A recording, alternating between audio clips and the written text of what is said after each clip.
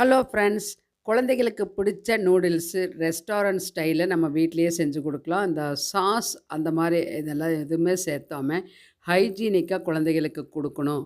அதே சமயத்தில் டேஸ்டியாகவும் இருக்கணும் அப்படிங்கிறதுக்காக தான் இந்த video. Welcome back to Nalini Sundar's kitchen. இன்றைக்கி 10 மினிட்ஸில் பிரேக்ஃபாஸ்ட் ரெசிபி தான் பார்க்க போகிறோம். ஹெல்தி அண்ட் டேஸ்டி ரெசிபீஸில். அதுக்கு ஒரு பாத்திரத்தில் தண்ணி 1 லிட்டர் தண்ணி கொதிச்சிட்ருக்குது. இங்கே நான் இன்றைக்கி எடுத்துருக்கிறது ஆரோக்கிய புறா வெஜ் நூடுல்ஸ் தான் எடுத்துருக்கிறேன். இது ரொம்ப இந்த பிராண்டு டேஸ்ட்டாக நல்லா இருக்குது.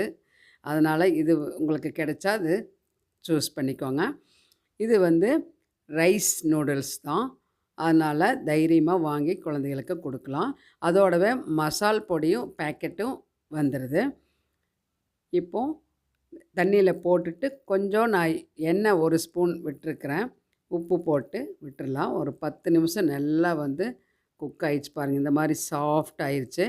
அந்த நம்ம எண்ணெய் சேர்த்துறதுனால ஒன்றோட ஒன்று ஒட்டாமல் இருக்குது. இப்போ வடிகட்டியில் எடுத்துட்டு ஒரு நார்மல் வாட்டர் விட்டு எடுத்து வச்சாச்சு, வடிகட்டி வச்சாச்சு. இங்கே வெஜிடபிள்ஸ் பார்த்திங்கன்னா கேரட்டு, கேப்சிகம், பீன்ஸு, தக்காளி, வெங்காயம், இஞ்சி, பூண்டு, பச்சை மிளகாய், கருவேப்பிலை இதுதான் எடுத்துருக்கிறேன். நம்ம சாதாரணமாக ஹோம்மேட் ஃபுட்டு தான், வேறு எதுவுமே. அதுக்கப்புறம் இந்த மசால் பொடி மட்டும் யூஸ் பண்ணுறோம். இப்போது ஒரு கடாயில் ஒரு 2 ஸ்பூனுக்கு குறைவாக எண்ணெய் ஊற்றிக்கலாம். இஞ்சி, பூண்டு, கருவேப்பிலை இது 3 இஞ்சி பூண்டு பொடியை நறுக்கி சேர்த்திக்கிறேன். பேஸ்ட் போடாமல் பொடியாக நறுக்கி, நீங்கள் பேஸ்ட் வேணாலும் போட்டுக்கோங்க.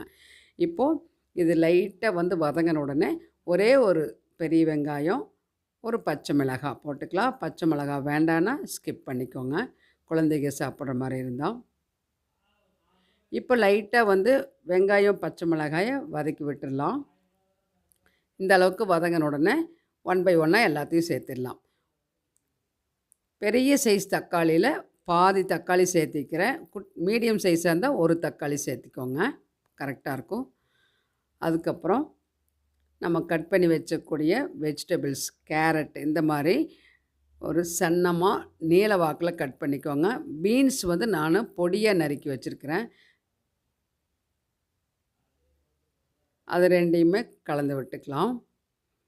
கேரட்டும் பீன்ஸு, நீங்கள் கேரட் பீன்ஸும் ஒரே சைஸுக்கு வேணாலும் கட் பண்ணிக்கலாம். இப்போது கொஞ்சம் ஓரளவுக்கு வதங்கினதுக்கப்புறம் கேப்சிகம் ஒரு பாதி மட்டும் நான் நீல வாக்கில் கட் பண்ணி எடுத்துக்கிறேன். சென்டரில் இருக்கக்கூடிய விதைப்பகுதியை எடுத்துகிட்டு கட் பண்ணிக்கலாம். ஓரளவுக்கு வதங்கி வரட்டு. வதங்கறதுக்காக கொஞ்சம் போல் உப்பு சேர்த்திட்டு, உப்பு பார்த்து சேர்த்துங்க. மசால் பொடியில் லைட்டாக உப்பு இருக்கும், அதனால் கொஞ்சம் போல் சேர்த்து வதக்கி விட்டுடலாம். இது ரொம்ப வதங்கி வரக்கூடாது, இந்த அளவுக்கு சாஃப்டாக வதங்கினா போதும். இப்போ கரெக்டாக இருக்குது. இந்த டைமில் நம்ம அந்த மசால் பொடி நான் பாதி தான் சேர்த்திருக்கிறேன். பெரியவங்க சாப்பிட்ற மாதிரி இருந்தால் அப்படியே ஃபுல்லாக சேர்த்திக்கலாம். குழந்தைகளுக்கு அப்படின்னு சொல்லும்போது பாதி கொஞ்சம் போல் சேர்த்திக்கிறேன். அதனால தான் கொஞ்சம் வெஜிடபிள்ஸ் போட்டிருக்கிறேன் நான். இப்போது நம்ம வடிகட்டி வச்சக்கூடிய அந்த நூடுல்ஸை இதில் சேர்த்துக்கலாம். எவ்வளோ உதிரி உதிரியாக வருது பார்த்திங்களா? நம்ம நார்மல் வாட்டர் விட்டு வச்சுக்கிறதுனால நல்லா உதிரியாக வருது. இப்போ நான் அந்த வெஜிடபிள்ஸ்க்கு அளவாக தான் போட்டிருக்கிறேன்.